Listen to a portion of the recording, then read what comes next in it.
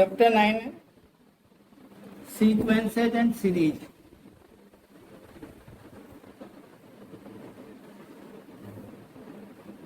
Sequences and series बहुत ही important chapter है, competition में भी काम आता है। एक बार इस चैप्टर से 26 नंबर की क्वेश्चन आया था आईआईटी एडवांस में। अगर जिसको ये चैप्टर आता था तो उसको तो उस समय कट ऑफ क्लियर हो गई थी। इस एक ही चैप्टर के 29 क्वेश्चन आए थे। देखो सीक्वेंस जो होती है उसके अंदर कोई रूल फॉलो होता है, ठीक है ना। फॉलो सम रूल, कोई रूल फॉलो होता है। जैसे मान लेते हैं अपन, जैसे ये 3 है, ये 7 है, ये 11 है, ये 15 है, ऐसा चलता जा रहा है। तो ये सीक्वेंस भी, क्योंकि यहाँ पे क्या है कि 4 अगर अपन ऐड कर रहे हैं तो नेक्स्ट टाइम आ रही है, इधर 4 ऐड किया नेक्स्ट टाइम आ रही है, 4 ऐड किया नेक्स्ट टाइम आ रही है ना। तो यहाँ पे by adding 4 to any time we get next term. तो ये एक सीक्वेंस होती है, ठीक है। सीरीज के केस में क्या होता है, अगर इसको अपन प्लस लगा के लिखते हैं ऐसे ऐसे, तो इसको बोलते हैं सीरीज। प्लस और माइनस लग जाते हैं टर्म के बीच में तो उसको सीरीज बोलते हैं, ठीक है ना। ये अपने अर्थमेटिक प्रोग्रेशन है कि इनके बीच का जो डिफरेंस है वो सेम है, वो अर्थमेटिक सीरीज के प्रोग्रेशन कहलाएगी। और ऐसे लिखेंगे तो अर्थमेटिक सीरीज कहलाएगी ना। अब एक और एग्जाम्पल देता हूँ। जैसे ये ले रहा हूँ मैं, 3 लिया, फिर 6, फिर 12, फिर 24, ऐसे चलता जा रहा है। तो मैं नेक्स्ट टर्म फाइंड करने के लिए क्या कर रहा हूँ, उसको 2 से मल्टीप्लाई कर रहा हूँ, 2 से मल्टीप्लाई करता जा रहा हूँ। ये multiply by 2 to get next term. Next term find करने के लिए अपन क्या कर रहे हैं, 2 से मल्टीप्लाई कर रहे हैं। ये सीक्वेंस का एग्जांपल है। और सीरीज कैसी रहेगी, जैसे 3 + 6 + 12 ऐसे आ गया, तो ये कहलाएगी सीरीज, ठीक है ना।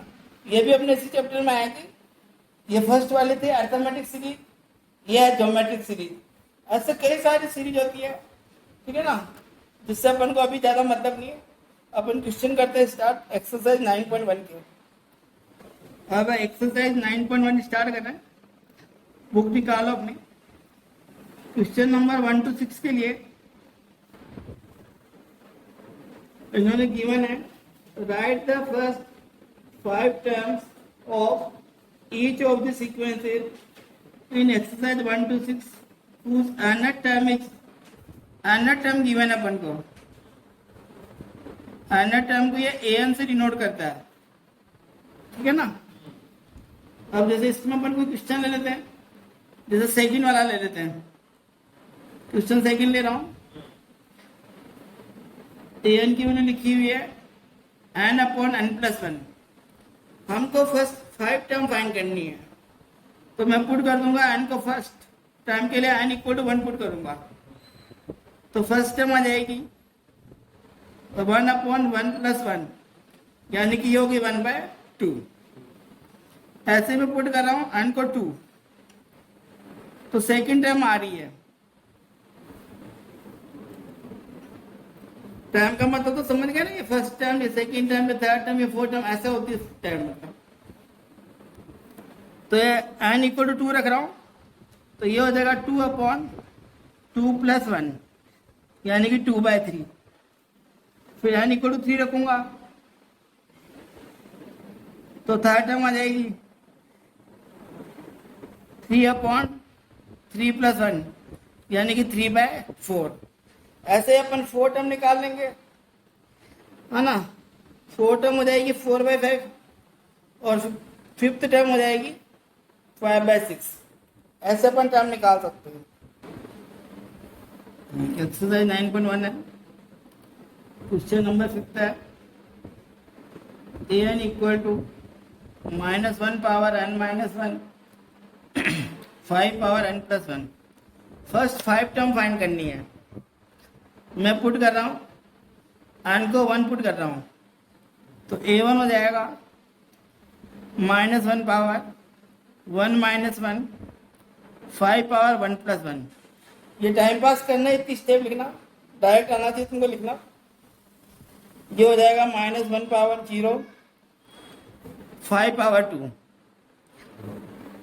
किसी की भी पावर 0 होती है तो वैल्यू 1 हो जाती है, और 5 पावर 2 यानी कि 25 आ गई। ये फर्स्ट टर्म है।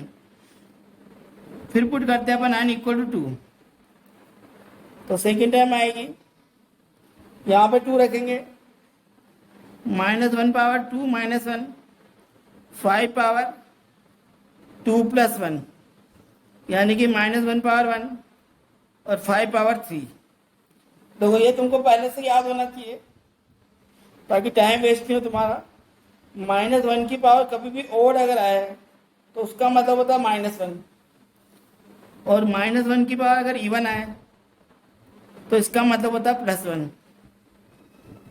तो ये -1 की पावर ओड है ना, तो ये हो गया माइनस और 5 की पावर 3 यानी कि 125। फिर ऐसे अपन थर्ड टर्म निकालेंगे, पुट करेंगे n इक्वल टू 3, तो a3 आएगी। इसी में पुट कर रहे हैं -1 की पावर 3 माइनस 1 5 पावर 3 प्लस 1, तो a3 आ जाएगा -1 पावर 2 5 पावर 4। -1 पावर 2 पॉजिटिव हो जाएगा, और 5 पावर 4 निकालेंगे तो 625 आ जाएगा। इससे अपन आगे से आगे टर्म फाइंड कर सकते हैं। अब क्वेश्चन नंबर 7, 8, 9 और 10 में इंडिकेटेड टर्म फाइंड करनी है जब अपन को nth टर्म अपन को गिवन है।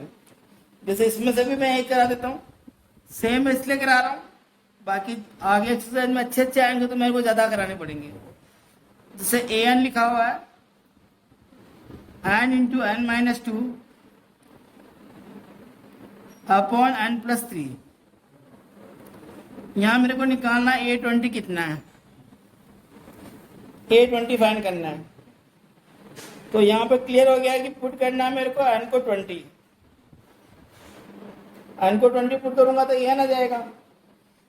तो an की वैल्यू आ जाएगी 20 इंटू 20 माइनस 2 अपॉन 20 प्लस 3। तो an की वैल्यू आ गई 20 इंटू 18 अपॉन 23। ठीक है ना, सोल्व कर लेना तुम, इच्छा हो तो ऊपर मल्टीप्लाई कर लेना, कर ही देता हूँ।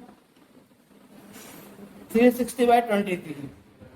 ऐसे अपन कोई भी टर्म निकाल सकते हैं। तो 7, 8, 9 और 10 क्वेश्चन बिल्कुल सेम है, एक बार देख लो, कुछ दिक्कत आया तो मैं करूँ। हाँ, अब क्वेश्चन नंबर है 11 to 13 है, सेम ऐसा ही लग रहा है। मैं पहले 14 क्वेश्चन करवा देता हूँ और उसके बाद 11 to 13 में कोई दिक्कत आएगी तो वो करा देंगे ना। 14 क्वेश्चन है, एक फिबोनाची सीरीज गिवन है। फिबोनाची सीरीज नेम है इस सीक्वेंस का। इसमें क्या है, 1 equal to a1 equal to a2, मतलब फर्स्ट टर्म और सेकंड टर्म बोथ की वैल्यू 1 है, ठीक ना। और एक और कंडीशन दे रखी है, an equal to an minus 1 plus an minus 2। इसकी कंडीशन गिवन है, n इज ग्रेटर देन 2 के केस में अपन को ये अप्लाई करना है। और फिर फाइंड करना है an plus 1 upon an for n equal to 1, 2, 3, 4 और 5। फर्स्ट टर्म भी 1 है, सेकेंड टर्म भी 1 है और an का एक रिलेशन गिवन है n ग्रेटर देन 2 के लिए, ये चीजें फाइंड करनी है अपन को। तो पहली चीज तो ये समझ लो कि अपन को इसे 5 क्या रखेंगे, तो a6 अपॉन a5 तक चाहिए अपन को, a6 तक अपन को फाइंड करना है। ठीक है, ये जो रिलेशन है इसको मैं लिख रहा हूं, an equal to an-1 plus an-2, first equation डाल रहा हूं और यहाँ कंडीशन गिवन है n ग्रेटर देन 2। देखो फर्स्ट और सेकंड टर्म अपने पास है, अब थर्ड टर्म फाइंड करेंगे। पुट करता हूं मैं n को 3, तो ये हो जाएगा a3 equal to a3-1 plus a3-2। ये टाइम पास स्टेप है, इसकी वैल्यू मतलब डायरेक्ट लिखो इसको, 3-1 यानी कि a2 और 3-2 यानी कि a1। ठीक है ना, डायरेक्ट यही स्टेप लिखनी चाहिए। a2 की वैल्यू 1 और a1 की वैल्यू भी है 1, तो 1 + 1 ये हो गया 2। ऐसे अपन निकाल दें, n इक्वल टू 4 पुट करते हैं, तो यहां पुट कर रहे हैं a4 इक्वल टू 4-1 हो जाएगा a3, ये हो गया a3 प्लस यहाँ लिखेंगे 4-2 यानी कि ये हो जाएगा a2, a3 प्लस a2 हो गया, a3 की वैल्यू 2 और a2 की वैल्यू ऊपर की मैंने अपन को 1, ये 1, तो 2 + 1 हो जाएगा 3। ये n इक्वल टू 4 ले लिया। अब मैं पुट कर रहा हूं n इक्वल टू 5, तो a5 निकलेगा। अब बताओ a5 की क्या वैल्यू आएगी, तो यहाँ 5 रखेंगे तो 5-1 यानी a4 और यहाँ लिखेंगे 5 तो a3, a4 की वैल्यू लिखेंगे 3, a3 की वैल्यू 2, तो ये हो जाएगा 5। अब हमको फाइंड करना है a6, तो n को 6 पुट करेंगे, तो अब a6 क्या होगा, a5 प्लस a4, ये हो जाएगा a5 प्लस a4। a5 की वैल्यू लिखेंगे 5 प्लस a4 की वैल्यू लिखेंगे 3, तो ये हो जाएगा 5 + 3 8। तो ऐसे अपन ने 6 टर्म तक निकाल ली। अब अपन को फाइंड करना है ये n इक्वल टू 1 2 3 4 5 के लिए ये फाइंड करना है, तो ये फाइंड करते हैं an + 1 अपॉन an फाइंड करना है फॉर n इक्वल टू 1 2 3 4 5। तो पहले मैं n की वैल्यू 1 पुट कर रहा हूं, तो ये हो जाएगा a2/a1, यहाँ पे n की वैल्यू 1 पुट करी है ना, a2/a1 हुआ। a2 और a1 की वैल्यू अपन ऊपर गिवन ही है अपन को, a2 और a1 की वैल्यू 1 क्वेश्चन में गिवन है, तो यहाँ लिख देंगे ये हो गया 1/1। फिर n इक्वल टू 2 लेते हैं, यहाँ पुट कर रहे हैं, तो ये हो जाएगा a3/a2। अब a3 की वैल्यू अपन ने ऊपर फाइंड करी थी, ये 2 थी, और a2 की वैल्यू अपन को पहले की 1 है, 1 है, ये हो गया n इक्वल टू 2। फिर अपन फाइंड करेंगे n इक्वल टू 3 रखेंगे यहाँ पे, तो ये हो जाएगा a4/a3। a4 की वैल्यू रखेंगे 3 और a3 की वैल्यू रखेंगे 2, है ना, ऊपर तो फाइंड करी वैसे रखनी है, और ऐसे ही n इक्वल टू 4 रखना और ऐसे ही n इक्वल टू 5 रखना है। 4 रखेंगे तो ये हो जाएगा a5/a4। a5 की वैल्यू फाइंड करी ऊपर अपन ने 5 और a4 की फाइंड करी है 3। फिर n इक्वल टू 5 पुट करेंगे, तो ये हो जाएगा a6/a5। n की वैल्यू 5 पुट करना है ना, तो ये हो जाएगा a6/a5। तो a6 की वैल्यू अपन ने फाइंड करी थी 8, है ना, यहाँ पे वैल्यू ऊपर निकाल ली थी, और a5 की वैल्यू निकाली थी 5। तो इस टाइप से ये पूरा क्वेश्चन हो गया।